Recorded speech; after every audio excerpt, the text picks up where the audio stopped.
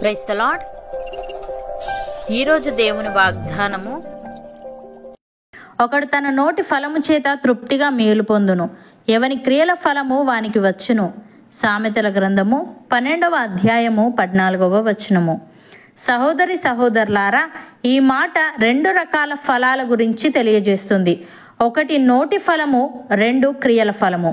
మనము మాట్లాడే మాటలకు, మనం చేసే క్రియలకు ఫలితాలు ఉంటాయని, ఆ ఫలితాలు ఎవరివి వారికి తప్పక వస్తాయని సొలొమోను ఇక్కడ తెలియజేస్తున్నాడు. దీన్ని బట్టి మన నోటి మాటల గురించి, మన క్రియల గురించి బహు జాగ్రత్త వహించాలనే విషయం అర్థమవుతుంది.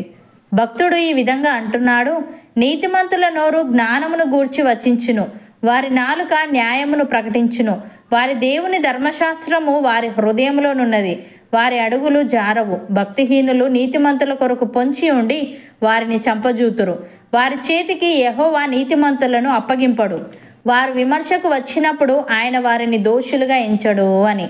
ప్రియులారా, మీకు మేలు కలుగునని నీతిమంతులతో చెప్పుడి, వారు తమ క్రియల ఫలము అనుభవింతురు. దుష్టులకు శ్రమ, వారి క్రియల ఫలము వారికి కలుగును. కీర్తనాకారుడు ఈ విధంగా అంటున్నాడు, యెహోవా భక్తిహీనుల కోరికలను తీర్చకుము, వారు అతిశయించకుండానట్లు వారి ఆలోచనను కొనసాగింపకము. నన్ను చుట్టుకొని వారు తల ఎత్తిన ఎడల వారి పెదవుల చేటు వారిని ముంచునుగాక, కనకనలాడు నిప్పులు వారి మీద వేయబడునుగాక. వారు తిరిగి లేవకుండానట్లు అగ్నిగుండంలో వారు కూల్చబడుదురుగాక, అగాధ జలములలోనికి త్రోయబడుదురుగాక. కొండెముల ఆడువారు భూమి మీద స్థిరపడకుందురుగాక. ఆపత్తు బలాత్కారులను తరిమి వారిని పడద్రోయునుగాక. బాధింపబడు వారి పక్షమున యెహోవా వ్యాజ్యమాడుననియు, దరిద్రులకు ఆయన న్యాయము తీర్చుననియు నేను ఎరుగుదును.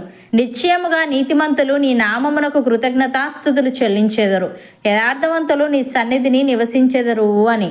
ప్రియులారా, మనము వినిన సంగతులను విడిచిపెట్టి కొట్టుకొని పోకుండానట్లు వాటి యందు మరి విశేష జాగ్రత్త కలిగి ఉండవలెను.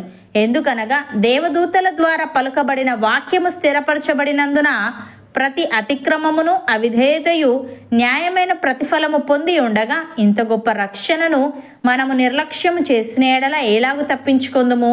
అట్టి రక్షణ ప్రభు బోధించుట చేత ఆరంభమై, దేవుడు తన చిత్తానుసారముగా సూచక క్రియల చేతను, మహత్కార్యముల చేతను, నానా విధములైన అద్భుతముల చేతను, వివిధములైన పరిశుద్ధాత్మ వరములను అనుగ్రహించుట చేతను వారితో కూడా సాక్ష్యమిచ్చుచుండగా, వినిన వారి చేత మనకు దృఢపరచబడెను. యేసయ్య ఈ విధంగా అంటున్నాడు, ఎవడైనను నన్ను వెంబడింపగోరిన ఎడల తన్ను తాను ఉపేక్షించుకొని తన సిలువనెత్తుకొని నన్ను వెంబడింపవలెను.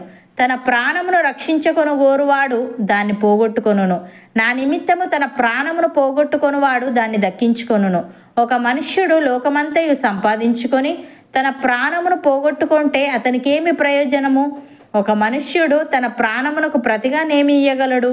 మనుష్య కుమారుడు తన తండ్రి మహిమగలవాడై తన దూతలతో కూడా రాబోచున్నాడు. అప్పుడు ఆయన ఎవని క్రియల చొప్పున వానికి ఫలమిచ్చును. ఇక్కడ నిలిచి ఉన్న వారిలో కొందరు మనుష్య కుమారుడు తన రాజ్యముతో వచ్చుట చూచు వరకు మరణము రుచి చూడరని నిశ్చయముగా మీతో చెప్పుచున్నానెను. సహోదరి సహోదరులారా, తోటి పెద్దను, క్రీస్తు శ్రమలను గూర్చిన సాక్షిని, బయలుపరచబడబో మహిమలో పాలువాడనునైన నేను మీలోని పెద్దలను హెచ్చరించుచున్నాను. బలిమి చేత కాక దేవుని చిత్త ప్రకారము ఇష్టపూర్వకముగాను, దుర్లాభాపేక్షతో కాక సిద్ధ మనస్సుతోనూ మీ మధ్యనున్న దేవుని మందనుపై విచారణ చేయుచు దానిని కాయుడి. మీకు అప్పగింపబడిన వారిపైన ప్రభువునైనట్టుండక మందకు మాదిరిలుగా ఉండుడి. ప్రధాన కాపరి ప్రత్యక్షమైనప్పుడు మీరు వాడబారని మహిమా కిరీటము పొందుదురు. నమ్మిన వారు నాతో పాటు ప్రార్థనలో ఏకీభవించండి. పరిశుద్ధుడా, ప్రేమగల తండ్రి, ఒకడు తన నోటి ఫలము చేత తృప్తిగా మేలు పొందునని, ఎవని క్రియల ఫలము వానికి వచ్చునని నీవు తెలియజేశావు. తండ్రి, నీకు స్తుతులు. దేవా, మేము మాట్లాడే మాటల విషయములో, మా క్రియల విషయంలో బహు జాగ్రత్తగా ఉంటూ నీ దృష్టికి నీతిమంతులముగా జీవించే వారముగా ఉండుటకు సహాయము దయచేయమని, మేము వినిన సంగతులను విడిచిపెట్టి కొట్టుకొని పోకుండానట్లు వాటి యందు మరి విశేష జాగ్రత్త కలిగి ఉంటూ మమ్మల్ని మేము ఉపేక్షించుకొని మా సిలువనెత్తుకొని నిన్ను వెంబడించే వారంగా ఉండుటకు కృపచూపమని, అనేకులకు మాదిరికరముగా ఉంటూ నీవు ప్రత్యక్షమైనప్పుడు నీవిచ్చే మహిమా కిరీటము పొందుకునే భాగ్యము మాలో ప్రతి ఒక్కరికి దయచేయమని యేసుక్రీస్తు నామమున ప్రార్థిస్తున్నాము తండ్రి. ఆమెన్.